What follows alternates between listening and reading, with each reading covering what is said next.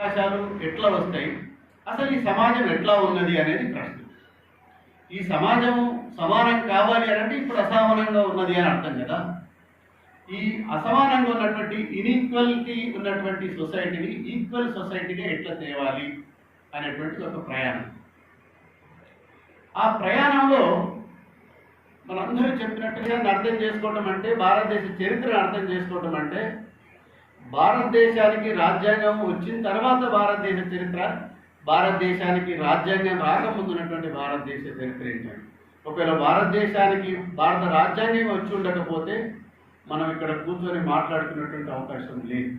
ఇంతమందిని ఇంత ఉన్నతంగా చదువుకున్నటువంటి అవకాశం లేదు.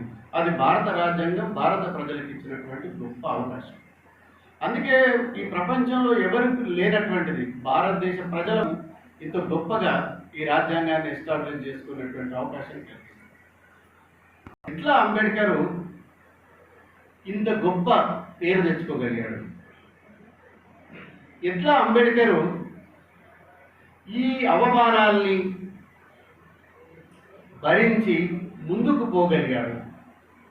ఎట్లా అంబేద్కర్ ఇంత గొప్ప మేధావిగా తీర్చిదిద్దబడ్డాడు అనేటువంటి విషయాల గురించి మాట్లాడినప్పుడు, ఆయన సుదీర్ఘమైనటువంటి ప్రయాణంలో ఆయన స్కూల్లో వివక్షత నుంచి మొదలుకొని ఆయన ఒక చిన్న ఆటోగ్రఫీ రాశాడు. ఆటోగ్రఫీ పేరు ఏంటంటే waiting for a visa. Waiting for a visa. నేను వీసా కొరకు ఎదురు చూస్తున్నా. మీరందరూ కూడా వీసా కొరకు ఎదురు చూస్తుంటారు కదా. పిల్లల్ని అమెరికా పంపడానికి వీసాకి అప్లై చేస్తారు, మనం అమెరికా పోవడానికి ఎదురవుతున్నాం, మీరే చదువుకోవడానికి